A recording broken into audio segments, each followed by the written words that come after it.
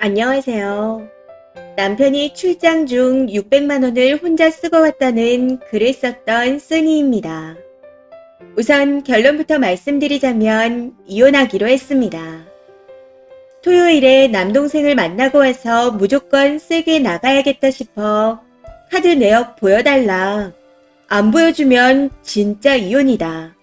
라고 말하며 단호하게 나갔습니다. 그랬더니 보여줄 순 있는데 제가 이렇게 보여달라고 하는 것부터가 기분이 나쁘고 신뢰가 떨어졌다네요.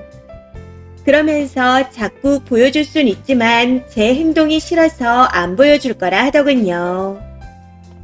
남동생이 혹시 남편이 보여줄 순 있는데 네가 그러니까 더 보여주기 싫다 이딴 식으로 나오면 그냥 다 핑계라 생각하고 이혼하라 했었는데 진짜 똑같이 말하더라고요. 그리고 신뢰에 대한 건 제가 말해야 하는 거 아닌가요? 아무튼 처음에는 이혼 얘기하는 저를 돈에 미친년처럼 얘기했었는데 토요일은 제 말에 바로 이혼하자 했습니다. 앞뒤 없이 바로 아파트를 주겠다 하면서요. 거기서 또 한바탕 하고 난 후 남동생한테 전화하니 매형한테 내 전화 한 번만 받으라고 전해줘. 라고 말하는 겁니다. 계속 전화했는데 안 받는다고요. 그 말을 전해주고 둘이 마지막 통화를 하고 난 후 남동생이 다시 저한테 전화를 해왔습니다. 전화를 받자마자 안 되겠다 누나. 딱 이렇게 말하는데 이야기를 들어보니 말이 안 통하고 뭔가에 꽉 막혀 있답니다. 어찌나 확고한지 무슨 독립투사인 줄 알았다네요. 일단 아파트를 준다 하니 그거라도 받으라고 해서 전화를 끊고 난 후 그 자리에서 각서를 받았습니다. 효력이 없다는 건 알았지만 그거라도 받아야 할 것 같아서요.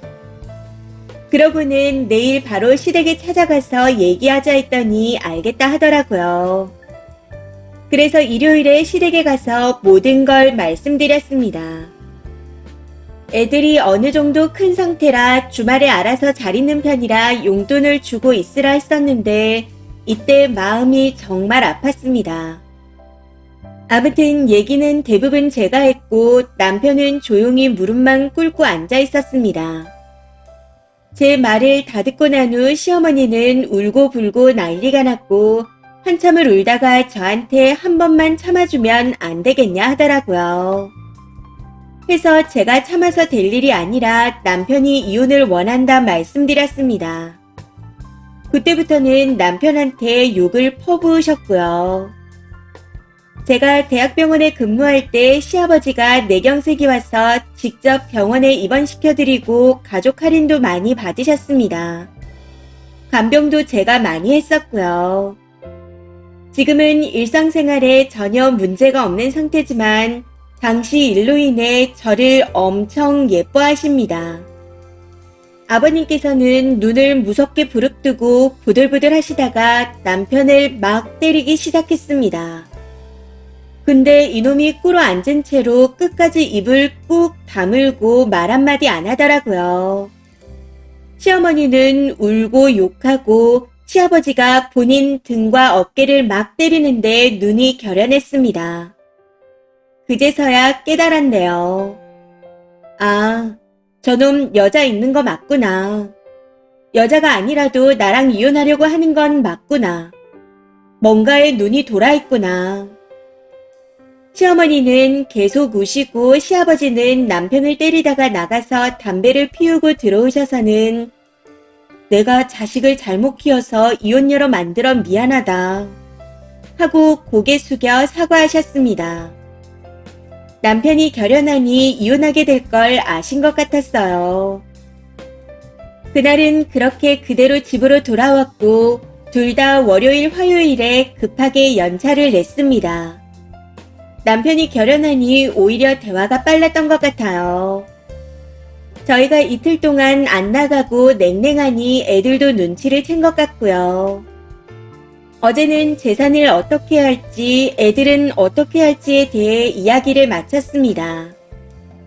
재산은 적금으로 들어놓은 현금 3천을 남편이 가져가고 앞서 말씀드렸듯이 5억 정도 하는 아파트를 제가 가져가기로 했습니다.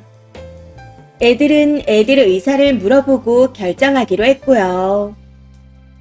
시아버지, 시어머니는 사실 좋으신 분들이라 둘 다 키우실 듯 하지만 애들 의사에 따라 딸은 제가, 아들은 남편이 돌보게 될 것 같습니다. 그렇게 되면 양육비는 어찌할지, 만약에 애들 둘 다 저를 원하면 그때는 어떻게 할지 하는 부분에 대해서도 상의했고요. 참 신기한 게 이런 얘기를 주고받는데도 눈물 한 방울 안 나더라고요. 오늘은 협의 이혼으로 결정됐으니 합의서를 작성하러 공중사무소에 갔었는데 애들이 미성년자라 법원에서 작성할 서류들이 많이 필요했습니다. 그게 미비해서 갔다가 돌아왔고 곧 다시 내방할 예정이네요. 저희 친정 부모님께는 아직 말씀을 안 드린 상태입니다. 엄마가 투병 중이라 충격받으실 수 있으니 동생이 조금 더 진행되면 얘기하자고 해서요. 그래서 명절에는 어찌 해야 할지 모르겠습니다. 토, 일, 월, 오늘까지 눈물 한 방울 안 났는데 오늘 저녁에 씻고 누우니 눈물이 하염없이 흐르더라고요. 이혼을 결정했었지만 그놈의 카드 내역도 확인하고 유책도 잡아야 하는데 남편 놈이 그래, 이혼하자 하고 말해버리니 허무할 뿐입니다. 이혼이라는 결과는 같지만 과정이 다르니 너무 분해서요. 그리고 내 인생이 왜 이러나 싶고 나도 나지만 애들이 받을 상처는 어쩌나 싶어 눈물이 줄줄 났던 것 같습니다.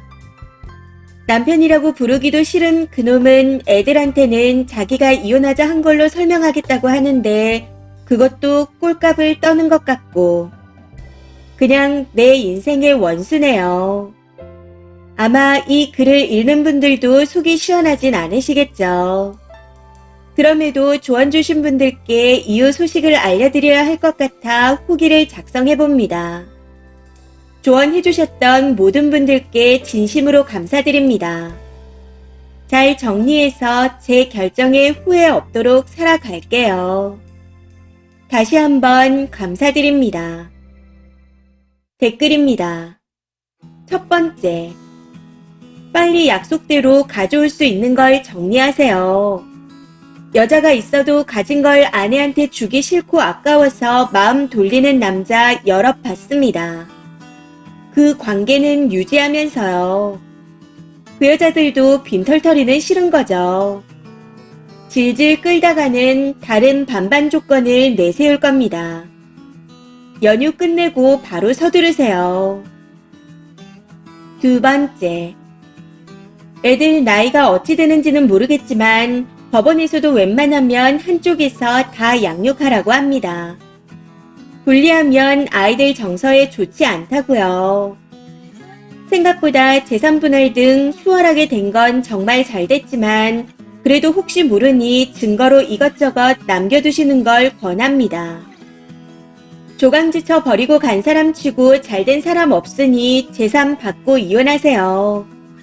남편 놈은 알아서 구렁텅이로 빠질 거니까요. 세 번째, 전에 쓴 글 보면서 복지자금 딱 하나만 봐도 여자가 있구나 하는 느낌이 왔습니다. 저희는 거의 그걸로 애들 신발이나 옷 같은 걸 사거든요. 남편 것만 산다고 봤을 때도 진짜 이 아빠 머릿속이 궁금하다였어요. 이혼하시더라도 이혼 조건 잘 정하세요. 끝까지 자기 잘못으로 안 돌릴 겁니다. 네 번째, 여자 문제가 확실하다면 솔직히 제 성질 같으면 상간녀 소송도 하시라고 하고 싶긴 한데 그게 생각보다 사람을 말라 죽게 하더라고요. 증거도 많아야 하고. 여자가 있으나 없으나 이혼하실 거라면 재산과 양육비에 관한 부분만 확실히 정하고 이혼하고 말아요. 진짜 상간녀 소송 그거 해보니까 개또라이들이 많아 밑바닥까지 보게 되고 오래 걸리기도 합니다. 다섯 번째, 끝까지 입을 꾹 다물고 있는 것 진짜 징하네요. 이건 무조건 여자가 맞는 듯합니다.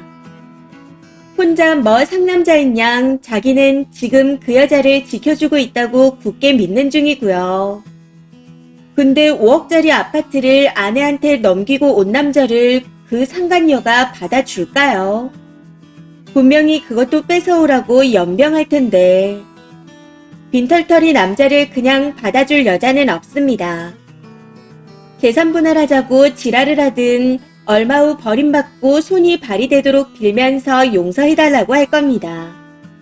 우선 아파트 명의부터 돌리시고 철저히 준비하세요.